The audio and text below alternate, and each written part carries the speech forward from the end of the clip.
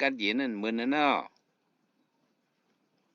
จังว่าไม้หนึ่งโลมีสามิกาหยันไม้สองโลมีกรรมสกราหยันไม้สามศึกษานูโลมีกาหยันว่าโลมีหยันนั้นหูศึกษาโลมีหยันหูศึกษาว่านั่นมัน要ดีศึกษาสี่ป้านั่นน่ะในโลกาลงในเนี่ยมัน要ดีทุกขศึกษาสมุทัยศึกษามรรคศึกษานิโรธศึกษาที่เลยหูศึกษาสี่อันนี้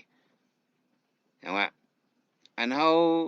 อยู่มาในสัมสระเนี่ยเฮาหมู่ฮู้จักศึกษาสี่อันเฮาก็ฮู้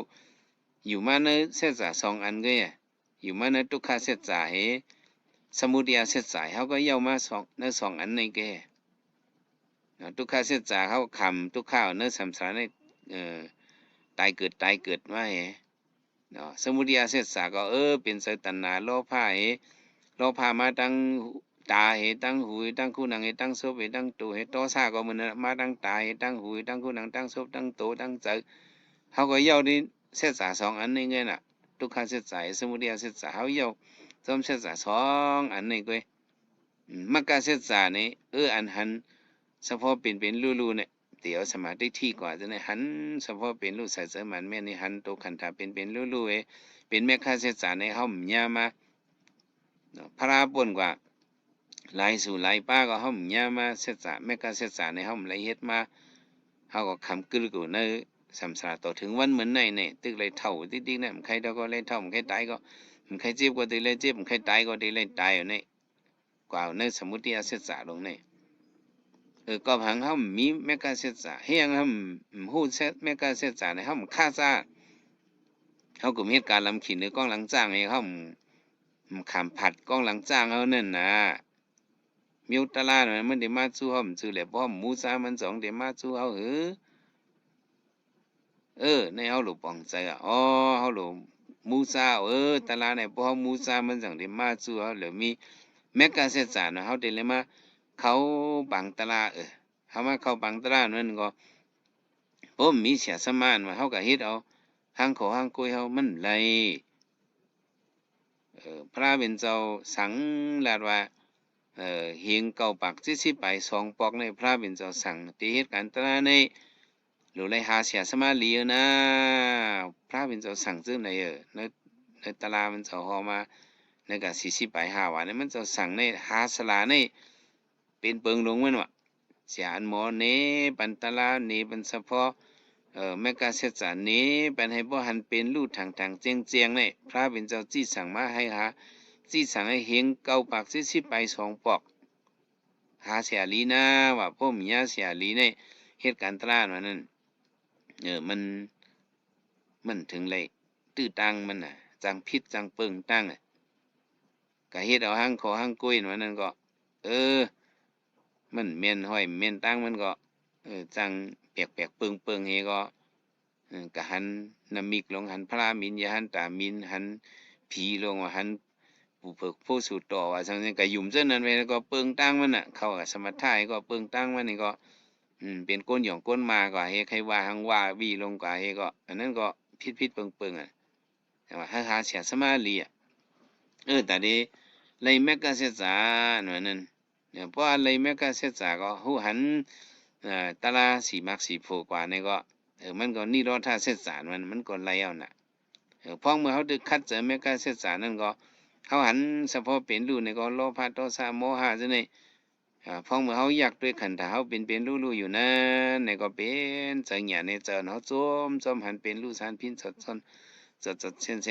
สันสิ้นลงกะดังโดดดังคิงเจ้าเฮาก็นิมจอมเฉพาะยุคตะลาลู่เหลียวเรียกไหลเวทนาตะลาลู่เหลียวเรียกไหลเสืออ่อนเฮาลู่เหลียวเรียกไหลเฉพาะตะลาลู่เหลียวเรียกไหลเฮาหันหนูจังนั้นสติปัญญาสีป้าหันเฉพาะเป็นลูกกว่าวันนั้นเนี่ยก็เจ้าก็กาเย็นอันนั้นก็เฮาเป็นคณิกานิกปานนั้นน่ะจะเฮากัดเย็นก็1แก้ว1กำลูกที่คณิกานิกปานนั้นมันจังได้เข้าสู่สันตตินิกปานทาวรนิกปานมันจังได้เข้าสู่ล่ะแมกกาศึกษาเนี่ยให้บ่ฮู้บ่หันนะเฮาย้อนสู่เอาได้มันไหลนะย้อนสู่ให้เขาคามีหยันแมกกาศึกษาสิกรรมคาเนี่ยมันไหลหรือไหลภาวะที่ไหลเพเตือนเอา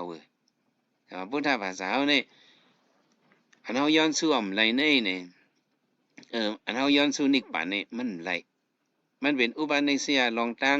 อันไกลมันนี่ได้ก็มันสิส่งปันเฮาอะยามใดเหลียวเฮามาญาเกิดเป็นโกนมาญาในศาสนาพระเป็นมาญากับปันวิปัสสนาวิมุตติอยู่กาในอุปนิสัยอันเฮาเลยย้อนสู่มาว่าให้เลย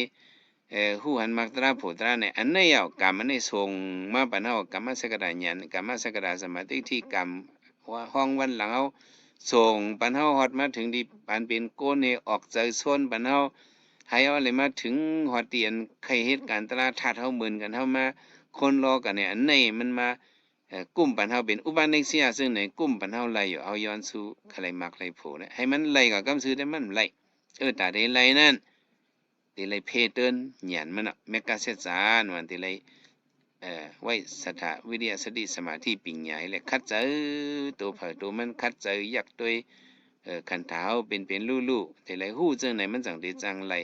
พุทธภาษานี่อันเฮาย้อนสู่เอาว่าอันเฮาเฮ็ดมาวนเวียนจังนั้นให้มันหายเนี่ยอันนี้มันหายเลยย้อนสู่ไหนในเป็นอันไหนย้อนสู่ให้วนเวียนเฮาหาย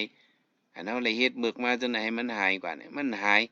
ป้อมเอาตัวขันธาสายเต้นป้อมเอาหยันสายเต้นเนี่ยมันหายเลยซ้ำย้อนสู่เอานิกปานนี่ก็มันไหลมันได้ส่งมาปันหิมหอมนั่นหนูก้อยกะอุปนิสัยลองตั้งไก่มันได้ส่งมาปันไหลก้อยกะตัวเจ้าเก่าตัวเล็กคัดเจอเฮแหละเพเติ้นหยันหันเป็นลู่ฮู้แจ้งเฮียงยศโมดเหียนยอมังหยันพวกหยันนี่มันจังได้ไหลก้อยกะบ่เฮ็ดกามสิซื่อสิมีให้ย้อนสู่วนเวียนนี่แหละซ้ำไหลนี่ย้อนสู่ให้เลยเป็นวนเป็นเวียนไหลเฮาหลู่หมอกอันนึงเราให้เขาใครเลยเป็นนั่งผีเป็นเฮาหลู่เขาซ้อมพักซ้อมให้เขาเลยมวดจำป่วยเมืองผีนะย้อนสู่มีในซ้ำไหลพุทธภาษานี่ลองเลยกรรมสกตาสมาธิที่นี่นะกรรมสกตาญาณนี่ย้อนสู่จังไหนได้ไหลด้วยเหมือนจังนั่งมาลาปารีนั่นแหละมันนั่งอยู่ที่เมืองผีก็ตึกปิดหมอบให้ก็เพราะว่าผีมันเสียงไงก็ลงมาเตะสันติเมืองกวนมาเป็นนางยิงไหลมาอายุ16เตะหน้าหอโตเฮิรนมีลูกศิษย์ก็แต่ก็มันนั่งต้องจัดก่อนวันหลังมันเป็นคนต้องจัดมันเป็นนั่งผีมาว่ะมันก็ลงมาเตะเมืองกวนมันก็จะจับขึ้นเมืองผีมันนี่ก็ใครมือจูดิคนผีมาลาปารีเนี่ยมันนางมาเฮ็ดการเวียวิสาสังขาเขาน่ะตมเขาซ้อมพักซ้อมให้เลี้ยงรู้มันนางย้อนสู่หังให้เขาเลยขึ้นฮอดเพียวดีโพกับคนพี่มาลาบาลีเสกำเขาหักมันน่ะในเหตุการณ์กู้สวยเลยย้อนสู่ในถึงที่มันนางกึ่งกลางคึกคักตายกว่านี่ก็ขึ้นเพียวเมื่อขึ้นดีคนผีมันตึกมีอยู่ในโซนหมอกนั่นน่ะ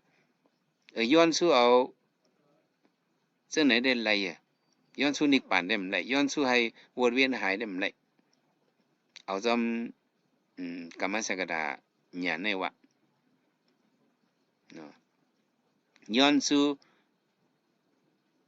เจ็บใจให้เลยย้อนสู่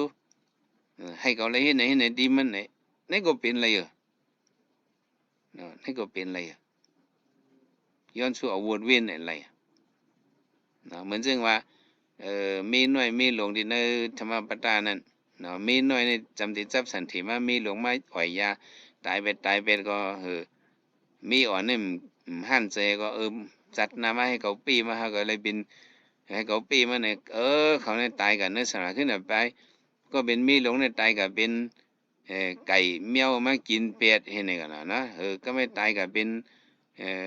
ตึงกลาง20,000เนี่ยก็ก่อนเป็นมีน้อยเนี่ยก็เป็นผีลู่ให้กินเป็ดในเจ้าไหนย้อนสู่ให้ไรเป้ปูนกันเจ้าไหนอากุศลเจ้าไหนก็ซ้ำเฮ็ดแกก็มันก็ย้อนสู่ไรเนี่ยนี่เป็นกรรมสกตาแหละเนาะจังว่าหรือเลยมีสังวิกาญาณหรือเลยมีกรรมสกตาญาณหรือเลยมีสิสานุโลมิกาญาณสิสานุโลมิกาญาณในเด้ตีเลยหันเฉพาะเป็นลูกหูเสียงแห่งยศโมดเย็นที่ตัวขันเท้าเนี่ยแต่ที่หูหันเจ้านั้นเนี่ยก็เขาตีเลยอิงปึงเสียสมาลีเสียสมาอันหมอจีจำเนปันว่าลองในเป็นยุคตะลาในเป็นนำตะลาในเป็นขันธาอายนาทัดในเป็นเฉพาะเป็นลูกในบนห้องซึ่งในยุคตะลาเป็นในนำตะลาเป็นในอันนี้มันเป็นพื้นฐานมันแต่ได้เลย เสษานุเรามีการหยันนั่นเนาะในบ่ถึงวันมันมาเฮาเดี๋ยวเลยถือซับเลี้ยงนี่กันลองเลยหยันตะลา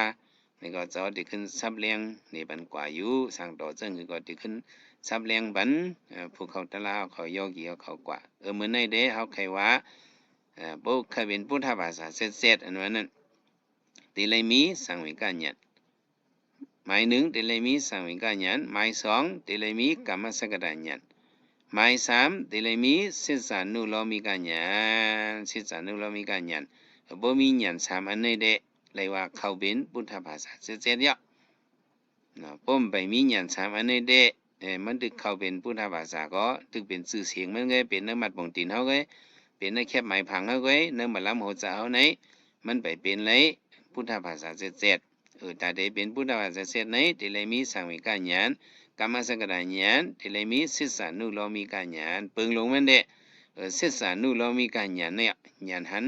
เป็นรู้ฮู้แจ้งเฮียงยศหมดเย็นอันนี้เพราะเฮา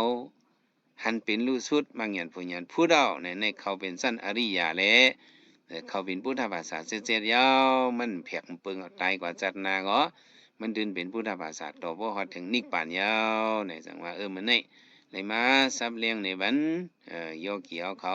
ขาบังตราให้ได้เป็นเอ็นเฮียงตลาเนาะคัดเจอวนอย่าไปให้ได้เป็นกาหมึกข้าวยำอันมีนั่นให้ได้ไว้เป็นข้าวยำมีกาขันอย่าไปกำก็ขึ้นขิวเนื้อก้องหลังจ้างเน่าลงนั่นเนาะในอะไรป่องใส่